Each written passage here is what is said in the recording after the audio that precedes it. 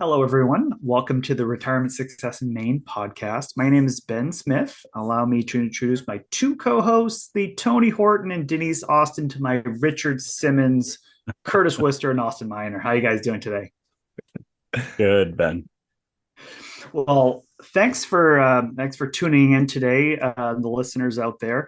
Austin, I know one thing that we've been talking about. And I think a recent client conversation we had was how am I going to physically age and how am I going to stay in fit as we age, right? I think with the client we're talking about, we're saying, geez, I feel good now, right? I'm in retirement or I just retired and I feel pretty good, but I'm a little concerned about how I'm going to age and how I can kind of stay physically fit in the future, right? So that's something where I know that's been a little bit of a concern. So what do you kind of let you kind of introduce a little bit of the topic here today about our show on today's topic. Yeah, sure. So, yeah, when we sit down with many of our clients, one of their greatest fears in retirement is not being able to stay in their homes for the duration of their retirement. That's So, right. if that's one of the biggest fears, what are we doing about that to ensure we stay in our homes as long as possible? That's a big question we have. Obviously, we can use our money and retirement savings to make our homes more age friendly. But are we investing in ourselves through diet and fitness to do activities to keep us moving appropriately in our homes? So, this is exactly what this show is about, using functional fitness to successfully age in our homes. Exactly right, Austin. And again, while I think the three of us do all right staying active, I don't think any one of us is an expert in the topic. So we That's wanted right. to obviously bring in a guest who is. So our next guest is a naturopath and yoga therapist. She has authored multiple book series and has been published in major publications such as Reader's Digest, Shape, Self, Spry, the Chicago Times, Huffington Post, Thrive Global, and Redbook, just to name a few. Mm-hmm. She's also featured as one of the hottest fitness professionals over 50 in Spry Magazine. She has made guest appearances on several CBS and NBC TV shows, cable and podcast formats there. She's been a guest speaker at various conventions and venues, including the Deepak Chopra Center and the Motion Picture Wellness Center. She is the creator and producer of Dr. Lynn's anti-aging workouts for everybody with that has international distribution. So she has also created and produced Dr. Lynn's Functional Fitness for JLTV.TV and her YouTube channel. And I'll say for all our listeners, please visit her products page for her other classes, which include Karma Yoga, Sex Matters, and How to Prosper with a Purpose. And we will link all of those also in our show notes for everyone to be kind of easily accessible for everyone there. Our guest also, this is exciting, is originally from Maine. We love that. She relocated from Los Angeles to Sarasota with her husband, Dan, where she teaches her online classes and continues to write. She is also a mother and a grandmother, and she has said that her grandchildren are her greatest joy. So with that, please join me in welcoming Dr. Lynn Anderson to the Retirement Success in Maine podcast. Dr. Lynn, thank you so much for coming on our show today. Well, thank you so much for inviting me. And I have to say, I'm thrilled to be doing a podcast where you're combining two very important things that have to do with retirement, health and finances. Perfect. We got Right. it. Health and wealth is the theme today, right? Right, So right. that's in Dr. Lynn, as you know, we definitely can cover the wealth side, but when it comes to health and people expressing those fears to us about, I know kind of staying in our homes, as Austin was alluding to in our introduction, I think is one of the biggest fears we hear about. Hey, I'm scared to go to that next level of retirement community, to assisted living, to supported living, to hospice. I don't. As soon as I go to the next stage, it means that I'm on that downslope and I don't want to be there. So being in our homes as long as independently as possible is a really big deal. So we're going to get into that a lot today, but we always also want to hear a little bit about our guests, get to know you a little bit. So love to hear about your upbringing and how you were led to a career of fitness. Well, I was brought up on an island off the coast of Maine. The town of Harpswell has an island called Great Island, and I grew up on Great Island in the fishing village there. Went to school at Brunswick High School, so I'm a University of Maine, my undergraduate. So I kind of, that was the beginning of my process. When I went back to school, when I went back to the University of Maine, I went back as a single mother, and I had 2 young children, and I was broke. I had no money, a young girl with 2 kids, putting myself through college. And I'm kind of a type A overachiever. So, I wanted a 4.0. Have to say I got a 3.8, didn't get the 4.0, but, got the kids. And here I am, going to school and raising 2 kids and trying to work part-time. And honestly, at the very end of it, after I graduated, there was a collapse, a burnout. I had just reached that point where I had just been going as fast as I could go. And everything stopped. And it was at that point that I realized that I really needed to focus on my health. And I kind of flashed back to my upbringing on the island where we didn't have a doctor. And a lot of the things that we did was folk medicine. And we ate organic without even knowing we were eating organic. You eat what's there in season, because back in my day in Maine, you just didn't get in the car and go to the grocery store. That was what you did once a month, Yeah. So and always being a very active outdoors person, my father was an outdoorsman, so we, grew up with that. I came back and I said, the things that are really important are diet and exercise. Those are the really important things. And that kind of led me down the pathway to health and fitness, and also working towards becoming a naturopath. Dr. Lynn, I love that. And also, I love that you're from Maine and you have these Maine roots, and I know you still have those roots that call you from time to time, which we're going to talk about. But love to hear about your geographic journey going from Maine to Los Angeles to Sarasota. Oh my goodness! I'd never even driven on a freeway before. I landed with my 16-year-old daughter in Los Angeles. Didn't know anybody. Didn't even know how to drive. Didn't even know how to get along. And Los Angeles is crazy, people and noise and all of that kind of stuff.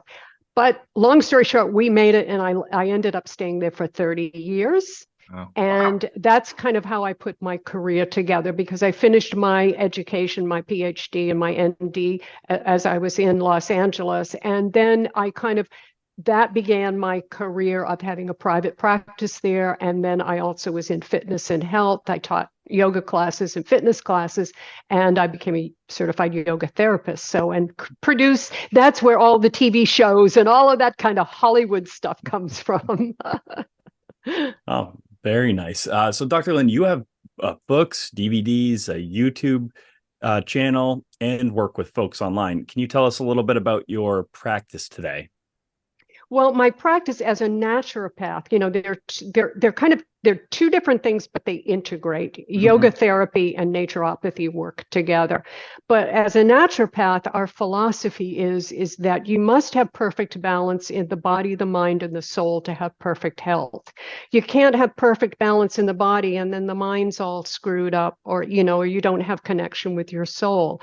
So as a naturopath, we look at let's bring balance to the physical being. Let's address the mental, and let's address the soulful. And if you bring them all together, you create perfect health. I love that. I want to keep going a little bit here, and I have kind of a lighter question, I think, before we really dive into the topic, but I want to ask it. So I know I read off in the bio that your greatest joy are your grandchildren, right? So can you just share with tell us about them, and maybe what sort of fun adventures you guys get into together? Well, I have 3 grandchildren. I have two grandsons who just graduated from high school this year. One is going off to college, and one is going to trade school.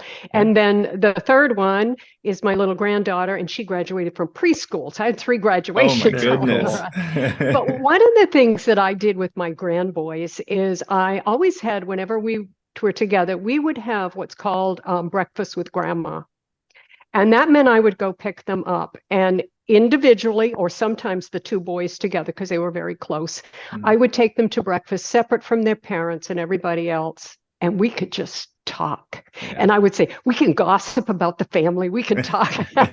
And so many things would come out with those young boys because they felt they could say things to me that maybe they couldn't say to mom and dad, or I would hear things and I could maybe direct them, and they would listen a little more because grandma loves you unconditionally. Right. So it was a really good way for me to communicate. And I will tell you that both of my grandsons at the age they are now, when they see me, when I go up to Maine to see my grandson up there, he puts the time aside. He wants breakfast with grandma, even at 18. I love that. So, that makes me feel really good. I love that.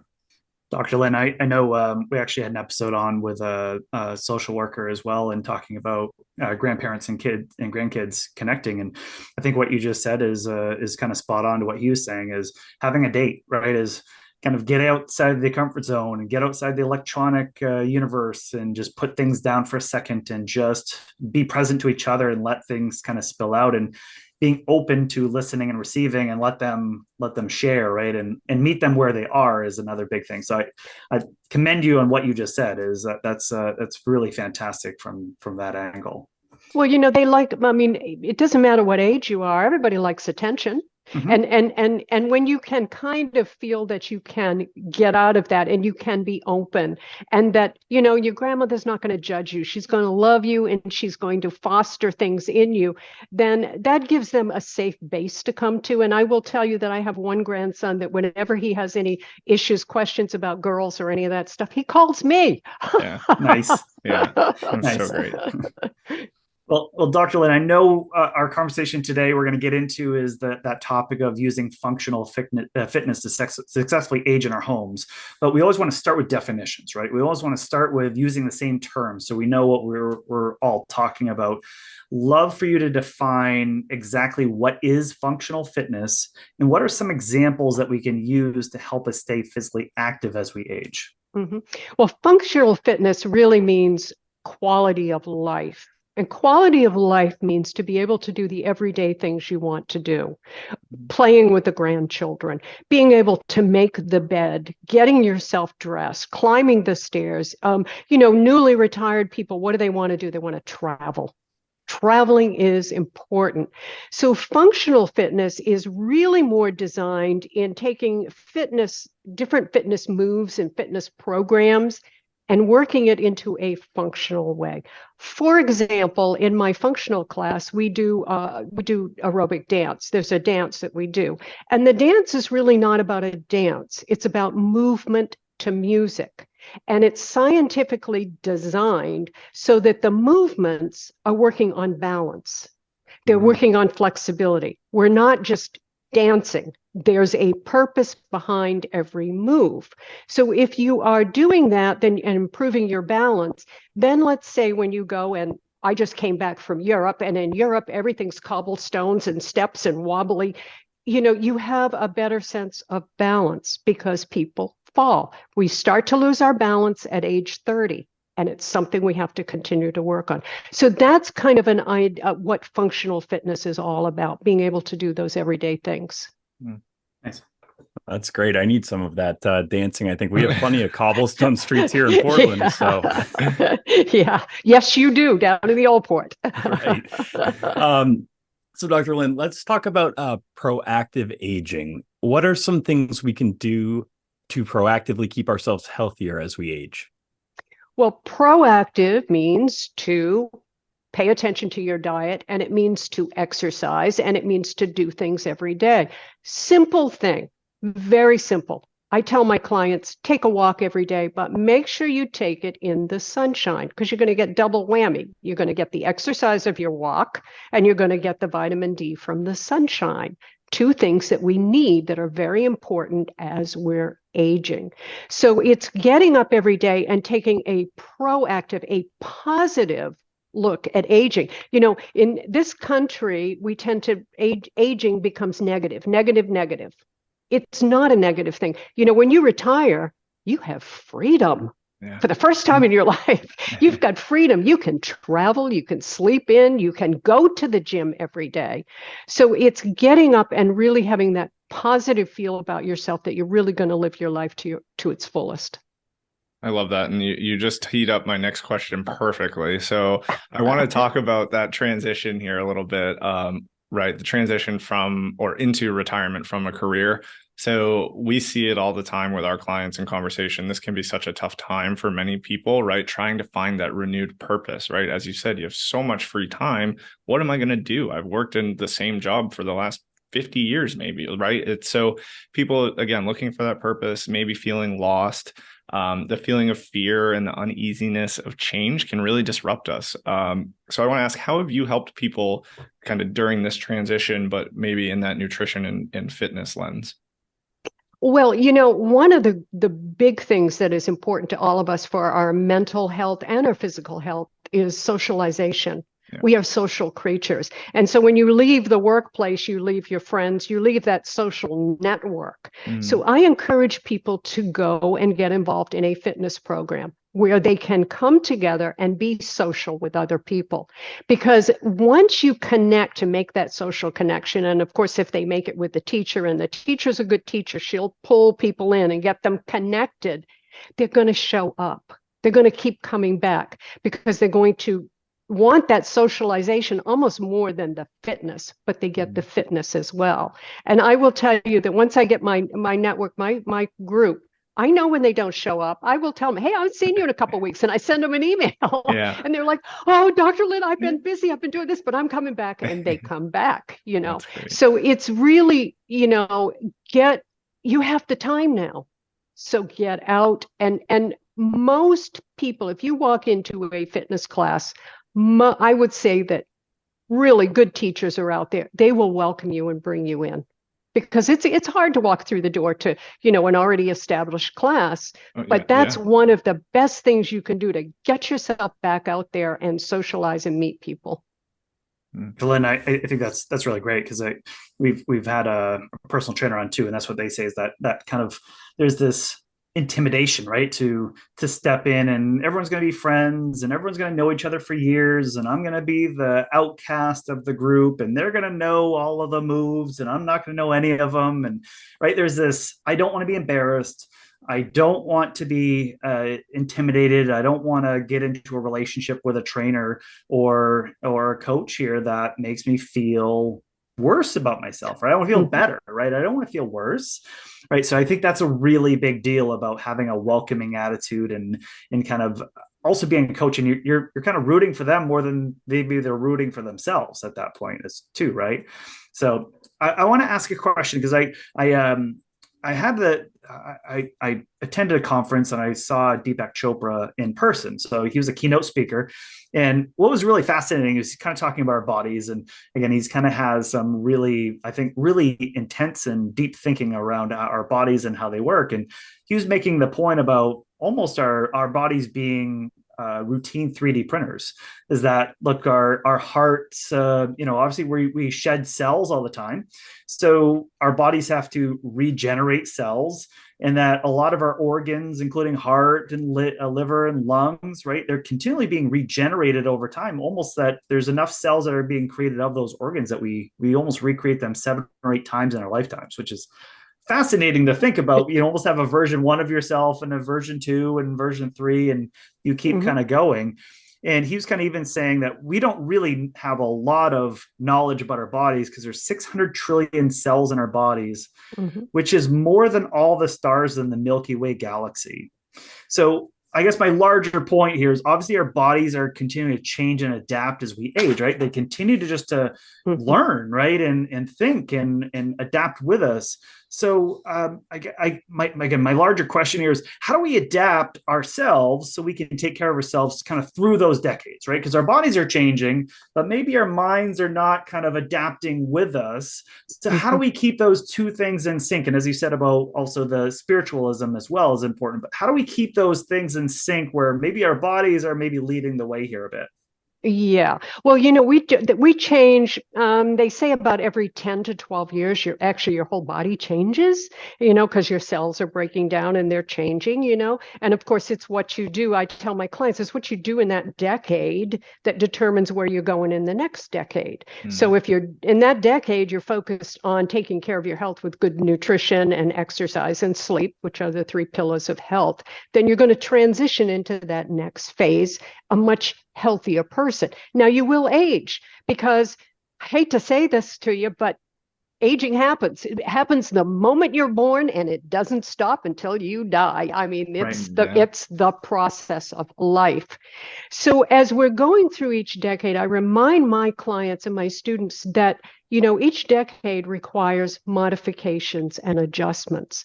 That's life. From, all the way through life, you're always going to have to adjust mental things, physical things. We adjust our finances, we adjust our home, we're always adjusting and moving. And so it's getting in touch with what's going on with your body and learning how to pace yourself at different ages. To address it, most people, as they're like going into their 40s and 50s, they still want to run like they're 30 years old. And it catches up with you. And it's hard to say, well, gee, I can't do what I did when I was 30. But that's okay. You're not 30. You can do different things. And what happens is you're a little wiser, and your you've got more up here, right? And so, yeah, and it doesn't mean that you can't do everything, that you can't go out there and do the things that you enjoy doing. It's just we have to adjust a little. Maybe the knee's a little stiff, so we're going to adjust to a different kind of class, or do a different kind of exercise. So it's being able to let go of that control that we all want, and the fact that none of us want change, but it is the only absolute in life, so you might as well accept it. Life is constantly changing. It is. And it's a learning to flow with the change. And I think that's probably the one thing in health and fitness that really hinders people the most, is when they hold back and they're just resistant to the change in life. Dr. Lynn, I feel like you're picking on me here a bit. I am in my early 40s and try to do things that are in my 30s. So I feel like you're picking on me a bit, but I'll let it slide. Yeah. But it's important to be able to, each decade, to be able to focus on where do you want to be in the next decade. When I was in my 50s, I knew where I wanted to be in my 60s. And so I worked towards it. But I also knew, I'm very fit for my age. And in my 50s, I was teaching 3 to 4 cycle classes a week, 5 to 6 yoga classes. I had my practice, all of that going. But I also began to experience changes in my body. And I knew as I got into my 60s, if I kept pushing myself the way I did in my 50s, I was going to injure myself. And then I'm going backwards. Yeah. So that's the whole key. You don't want to go backward. Yeah, I know that's always a goal for me. And I'm in my mid 30s, and just certain things like with working out, I have to be a little more careful, but it's well worth not trying to push myself so hard, because I have been set back a couple times, and I know how much that is just, it's mentally frustrating too. So, yeah. But I know the topic today is successfully aging in our homes, which infers that many of us might struggle with aging in our homes. Why is that? And what are the common challenges you're seeing of today's retirees, which might force them to leave their home if they don't take care of themselves? That's really good. I have an elderly father who's up in Maine, and that's why I do travel to Maine every 8 to 12 weeks to help my dad out. And my dad is still right now living in his home at the age of 89. He's still driving too, Yeah. But, and he's and I can say this because I'm a Mainer. He's a stubborn Mainer. We are stubborn, independent people, and we have to be, because we deal with a climate that makes us strong and independent. And most people really, want to stay in their home. And studies have shown over and over again that people are healthier and happier the longer they can stay in their home. But the challenge becomes, keeping up the house. The challenge comes in when, like, for example, with my father, when my mother passed away, all of a sudden he's alone. That changes the dynamics of what's going on in your home. So then you have challenges like stairs, you have challenges like bathrooms. And those are the things that it's really important to kind of take some of your money and invest it at that time in, like, for example, with my father, we took the downstairs bathroom and we made it a complete walk-in shower for him. Yeah. That's a safety thing. He can stay in the home because of that. He doesn't have to go upstairs. So we adjust things that way, make a ramp if they need that in order for a walker. So there are a lot of little things you can do. And by the way, I'll just throw this out there, and I'm sure it's true of other towns, but like the town of Harpswell, for example, gets grants from the government, which they will go in and they will help people with minor repairs, and they help people to stay in their homes. So I would encourage anyone to tap into what's going on in their town, because the money's there, and take advantage of it. I love that, and that's a really good suggestion. I'm glad you brought that up. I want to rotate a touch here and talk about something that we've had previous episodes around as well, but I definitely want to get your kind of point of view here, Dr. Lynn. So I want to talk about ageism. Okay, so we can only imagine, I think specifically in your industry, right? You have trainers, health instructors, fitness. I think so much of that might be centered around, being body beautiful and young, right? Do you think that your health expertise and by yours specifically, or your peers, do you think like that worldview and your expertise gets discounted by others, maybe from an ageist point of view?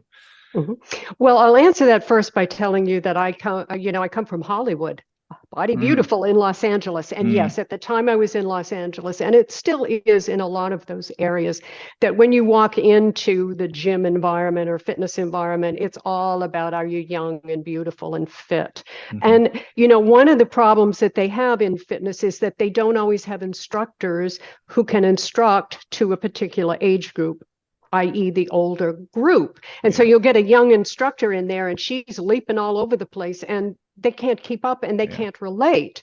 So when you come in as an older instructor, such as myself, and you've got an older group of people, they know that you know what's going on with their bodies because you're there. And that's what's really, really important. Fortunately for me right now here in Sarasota, I teach at Sarasota Memorial Hospital. And Sarasota Memorial Hospital, I do lectures there, and I also teach fitness classes there. And Sarasota Memorial Hospital is really, they have a gym. It's a health fit. It's called Health Fit. And it's for physical therapy and stuff like that, but it's also a gym.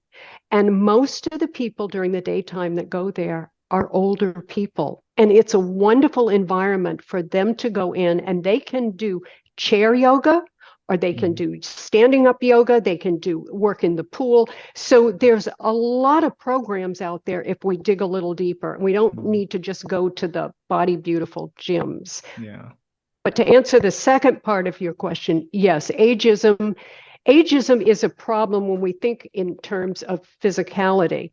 But I will tell you, I do a lot of lecturing and I do a lot of podcasts and things, and I'm always amazed at how, if someone younger is interviewing me, how they're really interested in what I have to say and not discounting it because it's coming from years of experience. Yeah, that's a good point. And so if you're open to that, for example, Karma Yoga teaches us that one of the things that gets in our way in life is blocking knowledge. That means I know it all. I'm there, Right. And if you keep yourself open to constantly learning and constantly growing, it does keep you youthful, and it's important to be open. So that's the real key to it all. Dr. Lynn, I like that a lot because, again, even in our industry as well, where, again, you're trying to counsel people in their finances, and many of us are do-it-yourselfers our whole lives. Just, I'm sure, like fitness, right? It's like, yeah, I can go for a run and I can go do these things. But then when it comes to adaptive things, or there's more complex situations that I'm not used to, do it yourself can be a little bit more dangerous, and maybe not the best way to get, the go seeking out advice so we get that from our end too, right? Is hearing people, no, I've done this my whole life, I know exactly what I'm doing. Like, okay, that and that's fine, but there are times and situations where I think it makes a little bit more sense to seek help, right, and to get people to kind of give another view. I want to go back to one point you did make about looking for grants around aging in our homes. One thing we have had on our show a couple times is local area agencies on aging. Right. And in the state of Maine, there's a really fantastic network of those agencies. And again, they're government funded, and they're really great advocates for all of us in our communities and aging in our homes. So whether it be Meals on Wheels, but also from Medicare counseling to things like that. So I just want to kind of expand on that point to what you said. They would be a really great entry point to find those grants about modernizing our homes or insulating them for the winter to keep the heat costs down, things like that. Really great resource. I just wanted to make that point as well.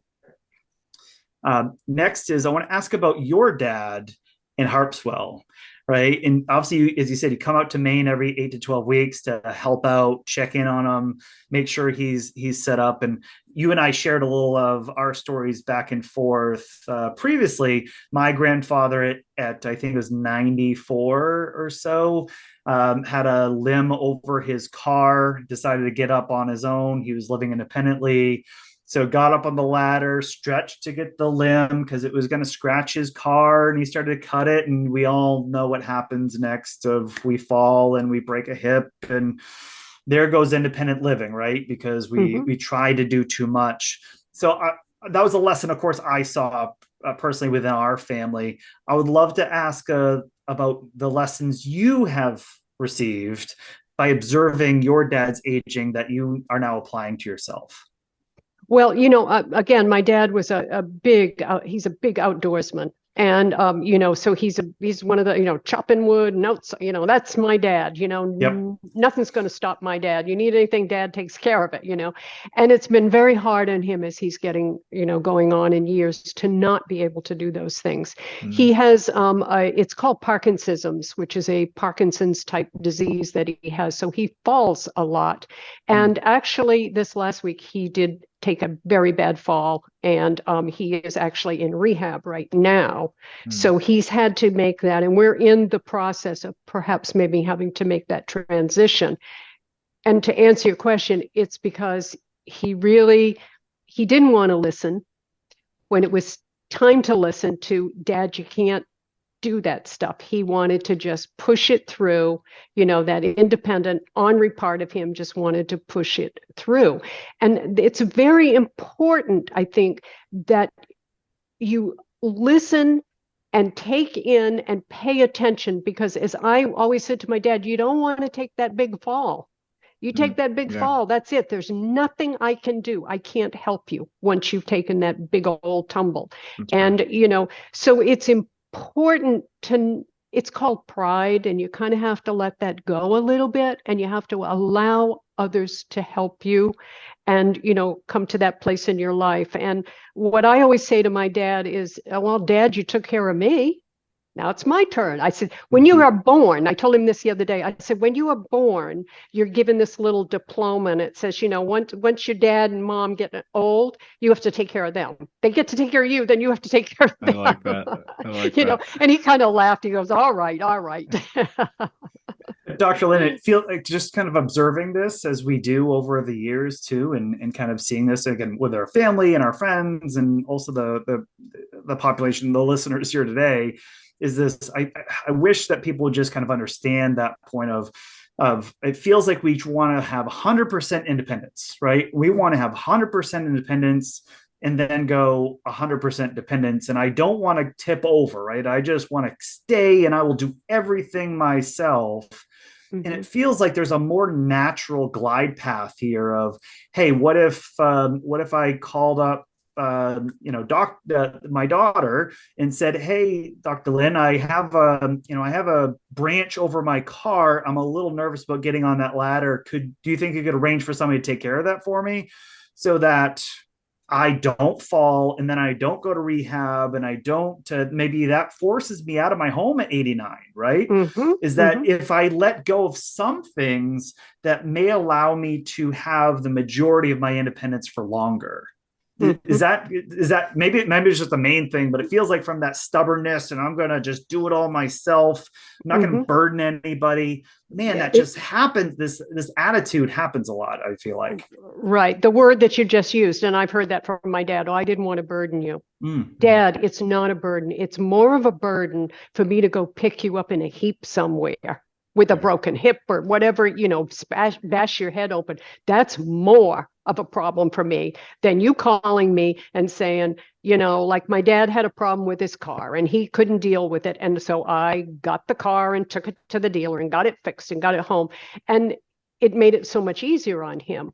But, he had to let go of that responsibility and let me do it. And it's very hard, I think, because one of the real things is, and I know because being a mother and I have adult children, and my children sometimes like to tell me what to do. Mm-hmm. And I'm like, no, I'm your mother. You don't tell me what to do. And so those conversations have to be very careful, because you can't come in and start treating your elderly parent like they're a child, because right. They're not a child, and they're going through all of the stuff they're going through in their life, and they're processing all this stuff.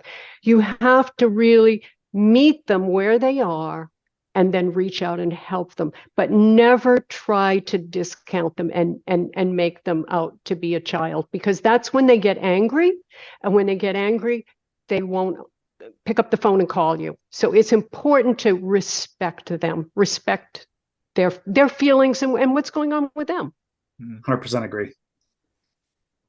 So Dr. Lynn, I'd like to talk to you about diet. So like Ben was discussing earlier, and you've covered, our bodies change as we age, but especially around our tastes and what tastes good to us. What should we know about diet and our bodies that we can apply over time? Well, the most important thing is to start out, of course, is to eat a healthy diet throughout your whole life. And a healthy diet really means eating as close to nature as you can. It's not about taking supplements or any of that kind of stuff, but it's eating really non-processed food and making sure that you get all the right vitamins and nutrients in there. Now, as we age, sometimes that's a little harder. Sometimes it's hard for people they have digestive issues, so kidney problems come in, or heart problems. As we're aging, the body is changing. So I always say that it's really important to reach out, and if you can find someone, a good doctor, who will really kind of guide you through how to, have a really decent diet and a good diet for your age, then that's important.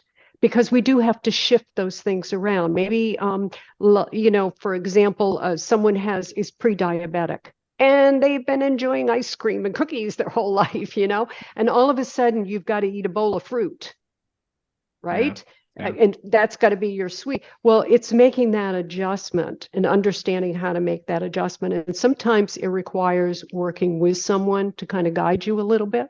Yeah. No, I totally agree with that. And I think I'm glad you added that piece at the end, because it's kind of our conversation earlier about everyone's so DIY, I think, naturally. So to recognize when it's time to pull in some help and some experts to really make the change, I think that's very important. Dr. Lynn, I'll start by thanking you again for your time today. I do have one final question for you, and it's really focused on you here. So obviously the name of our show is Retirement Success in Maine. I know you're not in Maine right now, but maybe you will be soon or whatever. So I want to ask you, how are you going to find your personal retirement success? Well, my husband owned a business.